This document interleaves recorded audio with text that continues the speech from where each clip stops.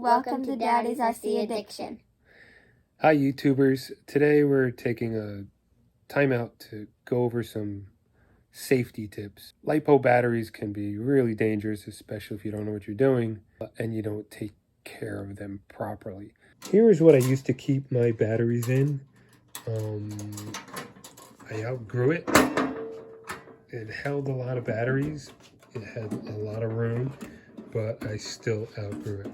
I upgraded to a much bigger cabinet. Those hold all my single cells. Then I've got my 2 cells, my small 3 cells. Well, that first one was small 2 cells.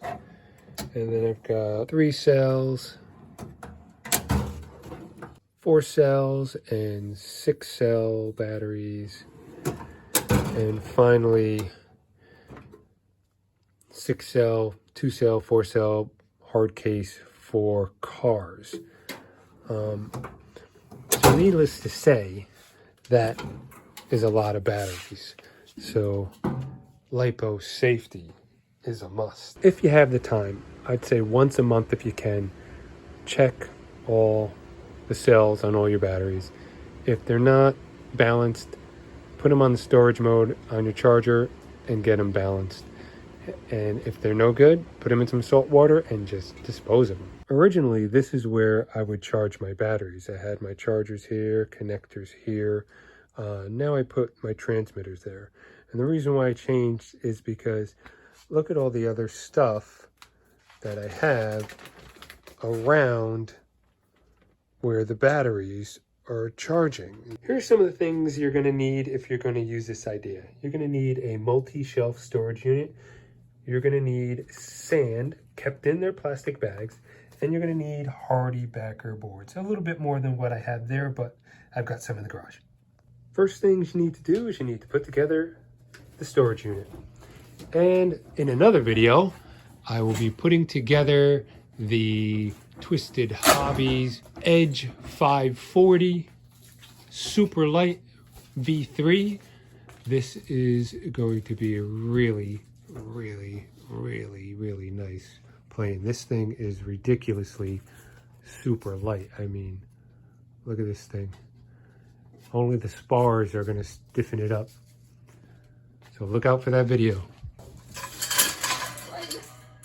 First step for the LiPo bunker is you want to take a piece of cement board and cut it about 3 inches overhang all the way around, and measure out and cut 4 holes for your legs so you can slip it right over the top. I used a 1 3/8 tile saw with a guide, and it just worked out perfect. As you can see, they went right around the legs perfectly. Next step is you want to set the top shelf about 3-4 rings down from the top and set 2 bags of sand on top. Next step, you want to take the cement board and build yourself a box. I elected to put some hinges on the top and a doorknob so I could have the front like a door, flip it up and open. Inside, I used some brackets to connect them together, and that works just fine.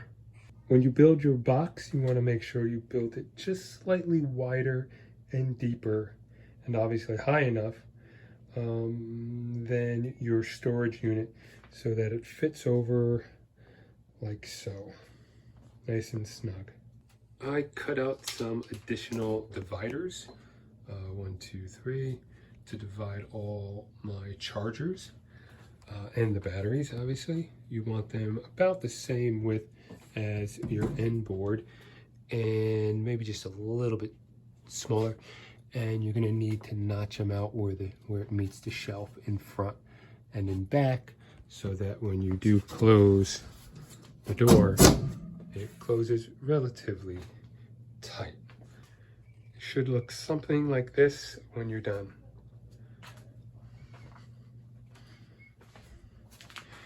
And the ledge gives you a place to put your strip on the back, and that's where I'm going to run the wires out from the chargers. Last thing I put on was some angle brackets, one on this side and one on the other side, just to hold the whole thing in place. I made a small notch for the AC line for the charger that runs through the back for all of them to my surge protector. I will be putting this smoke alarm right up here somewhere. It should fit up in there. I've got it all set up with the sandbags and the charge dividers, and I also have this giant LiPo bag that I have my quad in. If I want to charge more than 4 batteries at once, I can charge 8 batteries. Down below here I have all my adapters, all my leads, LiPo checkers, single cell chargers, and miscellaneous timers and things like that. How this is going to work is, if there is a fire, hopefully the fire in one of these bays will melt the plastic, the sand will fall down, and hopefully put the fire out. If not, I've got more sand in here. I've got a fire extinguisher that'll be located on the other side of the room, and I always balance charge my batteries. That's the best way to help prevent a fire. It's better for your batteries, you'll get longer life out of them and less worries. And obviously, never leave your batteries unattended. Be near, be ready to hear the smoke alarm go off, and be ready to take action, have everything prepared, ready to go. Charge safely.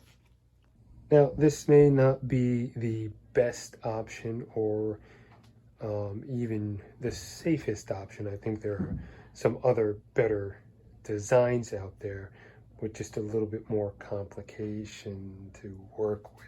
You gotta open a box, you gotta do a bunch of stuff. This I just found was going to be the easiest and quickest way.